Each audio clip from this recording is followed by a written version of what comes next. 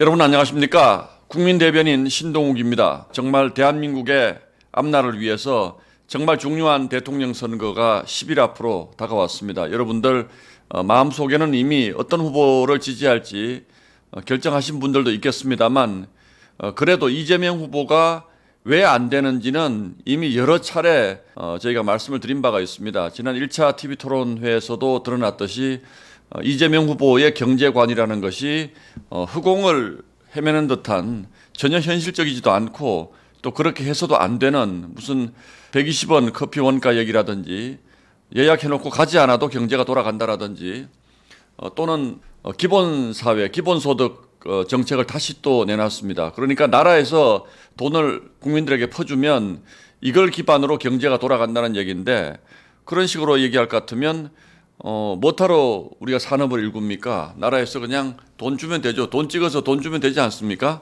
정말 무지한 경제 정책들이 많이 나오고 있어서 국민 여러분들이 걱정하고 있는데 오늘 정말 제가 말씀드리지 않을 수 없는 뉴스가 두 가지가 있어서 하나하나 설명을 좀 드리도록 하겠습니다. 첫 번째 뉴스는 정말 심각한 얘기입니다. 미국의 월스트리트 저널이라는 아주 저명한 언론이 미 국방부 당국자의 말을 인용해서 미국이 주한미군 4,500명 정도를 재배치해서 괌으로 빼돌릴지 모르겠다 이런 기사입니다. 여러분 대한민국은 한미동맹의 기반 위에 그동안 안보를 튼튼히 하면서 경제를 발전시켜 온 이런 나라입니다. 그리고 미국과의 관계라는 것이 우리에게는 단순한 경제 문제일 뿐만 아니라 안보에도 심각한 영향을 주는 것입니다. 한국에서 주한미군이 철수하고 나면 정말 북한이 어떤 짓을 저지를지 모르는 거죠. 지금 북한은 핵무력을 사실상 완성해 놓지 않았습니까? 한국전쟁이 일어나게 된 것도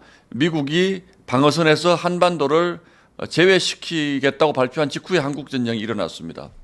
지금 이재명 후보가 대통령이 될지도 모른다 이런 얘기가 나오면서 공교롭게도 주한미군을 괌으로 재배치할지도 모른다. 주한미군의 일부를 괌으로 뺄지도 모른다. 이런 보도가 나오는 것이 정말로 심상치 않은 일이라고 생각을 합니다. 주한미군 재배치 관련된 보도가 하나만 나와도 외환시장, 주식시장 엄청 충격을 받습니다.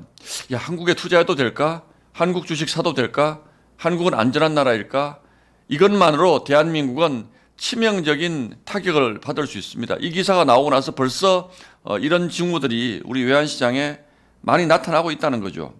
이재명 후보가 그동안 뭐라 그랬습니까? 주한미군을 점령군이라 그랬습니다. 과거 운동권, 종북 운동권 세력들이 늘 써오던 표현들이죠. 주한미군은 점령군이니까 돌아가라. 예전에 외치던 양키 고홈, 미국으로 돌아가라 이런 얘기죠. 뿐만 아닙니다. 한미일 군사훈련을 무슨 친일 군사훈련이다. 일본군이 한국으로 오는 것을 길을 열어주기 위한 음모가 있는 것이다. 이렇게 늘상 주장을 해왔습니다. 이재명 후보는 주한미군을 점령군이라는 표현을 여러 차례 썼습니다. 가장 가까이 2023년도 8월에 있었던 한미일 정상회의에 대해서 역사의 수레바퀴를 해방 이전으로 돌리는 패착이다. 이렇게 표현을 했습니다. 정말 안이한 인식일 수밖에 없고 어떻게 지금 대한민국의 대통령이 되겠다는 사람이 주한미군을 점령군이라고 낙인을 찍어서 우리 대한민국의 발전을 완전히 부인하는 듯한 우리 대한민국의 오늘의 미국의 역할을 완전히 부인하는 듯한 이런 발언들을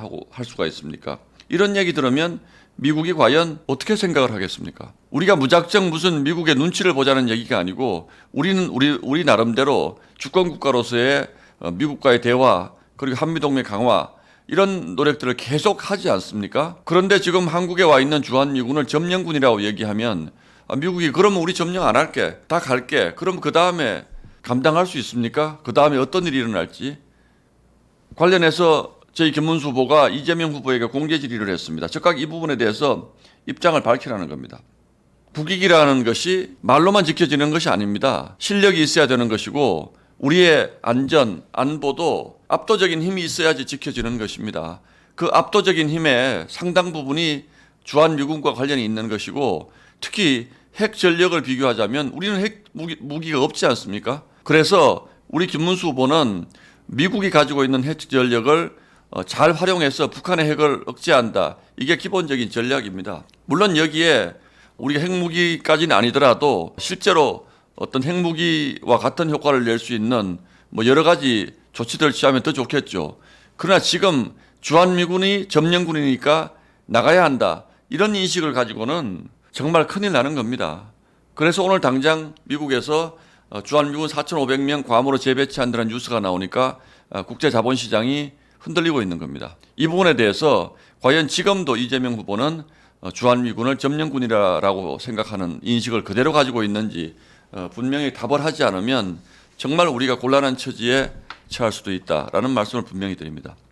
자, 또 정말 걱정되는 국내 관련된 문제 하나를 더 잠시 짚어보도록 하겠습니다. 지금 민주당에서 대법관의 수를 30명에서 100명까지 늘릴 수 있는 그런 법안을 냈다는 얘기는 뭐 이미 벌써 해드린 적이 있습니다. 지금 대법원이 민주당의 마음에 입맛에 맞지 않다는 거죠. 지난번에 공직선거법 재판에서도 이재명 후보를 유죄 취지로 판결을 하고 나니까 대법원장을 뭐 특검을 시키겠다, 또 대법관들 탄핵하겠다, 청문회 불러내겠다, 이거 여러 차례 해가지고 사법부 독립을 심각하게 침해하는 정당이다 민주당, 이런 말씀을 제가 드렸는데, 자, 대법관 수를 뭐 30명에서 100명까지 늘리는 것뿐 아니고 보도를 보면 정말 큰일 날 수 있는 얘기가 하나 있습니다. 지금 민주당의 법사위 간사인 박범계 간사가 법원조직법 개정안을 지금 만들었는데, 이걸 중앙일보가 입수해서 보니까 핵심이 지금 대법관 자격을 대폭 완화하는 걸로 되어 있습니다. 지금은 어떤 분들이 대법관을 하냐면요, 판검사 변호사,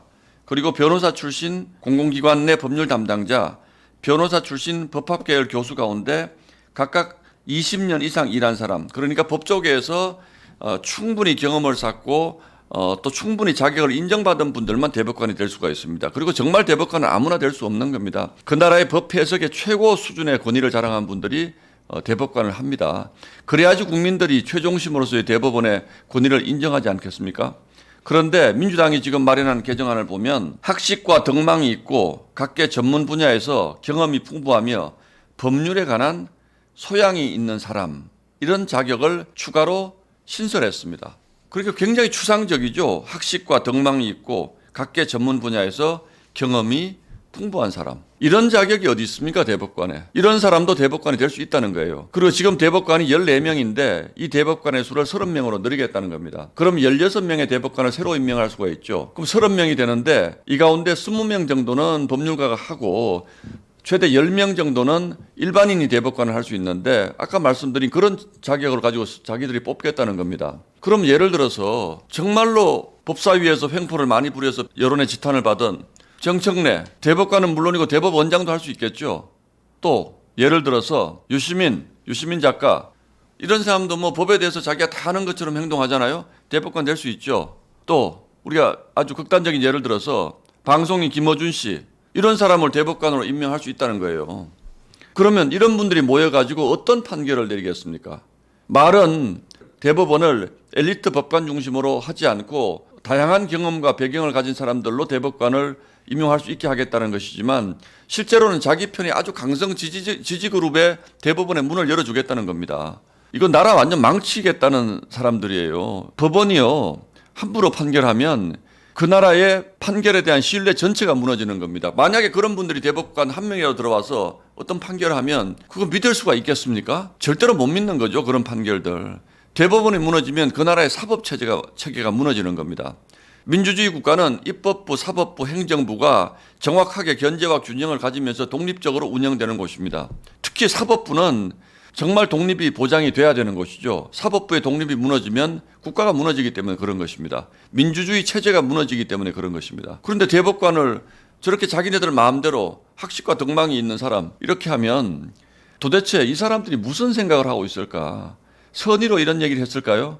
저는 아니라고 봅니다. 이재명 후보가 가지고 있는 사법적 리스크가 워낙 크니까 법관들만 숫자 늘려가지고는 안심할 수 없다. 아무리 민주당 편이라도 양심이라는 게 있지 않습니까? 그리고 법을 공부한 분들이 정의에 대한 기본적인 생각을 가지고 있지 않습니까? 야, 그런 사람들만 가지고 안심할 수 없다. 그러니까 정말로 법관 아닌 사람들 중에 묻지도 따지지도 않고 민주당 편만 드는 사람들 대법관 넣어서 이재명 재판 완전 무죄로 만들고 민주당 관련된 사건 넘어오면 전부 민주당 편 들어서 무죄 만들겠다. 이런 의도가 아니고서는 이건 할 수 없는 얘기들입니다. 그러니까 민주당은요, 기본적으로 자기네들 이익되는 일이라면 나라가 망하든 아무 관심이 없는 집단입니다. 이재명 후보가 기본소득 또다시 꺼냈잖아요. 뭡니까? 나라 돈 풀어서 그냥 국민들에게 나눠주는 매표행위 하겠다는 겁니다. 사법부 무너뜨려서 자기네들 마음대로 판결하겠다는 거예요. 이런 집단이 민주당입니다. 여러분 양심이 있습니까? 저희도 정파적인 결정하죠. 그러나 이렇게 국가의根幹을 무너뜨리는 것은 하지 않습니다. 이미 여러분 다 보셨지 않습니까? 나라에 어떻게 되든 마구잡이로 탄핵하고 장관이 없어서 그 부처가 돌아가지 않는데도 그냥 묶어두고 이렇게 해서 결국은 탄핵 사태를 만들어서 대통령 선거를 치르게 된 게 오늘날의 이번 대통령 선거입니다. 여러분 이거 막아주셔야 되지 않겠습니까? 이렇게 해서 나라가 이재명의 나라가 되면 정말 이 사람들 정청래 대법원장 만들어서 무슨 일이든지 할 수 있는 사람들입니다. 여러분들 정말 호소드립니다. 이번 선거는 정의와 불의의 싸움입니다. 대한민국을 지키기 위한 전쟁이라고 저는 생각합니다. 이 전쟁 저희만 할 수 없습니다. 국민 여러분들이 정말로 이 전쟁에서 저희가 이겨서 민주당의 불의의 집권을 막아주셔야 됩니다. 정말 여러분께 호소드립니다. 오늘 두 가지 말씀드렸습니다. 미군은 점령군이니까 나가도 그만이다. 법관들 우리 마음대로 임명하겠다. 이 두 가지만 봐도 민주당이 절대로 집권해서는 안 되는 이유가 분명하다고 저는 생각합니다. 고맙습니다.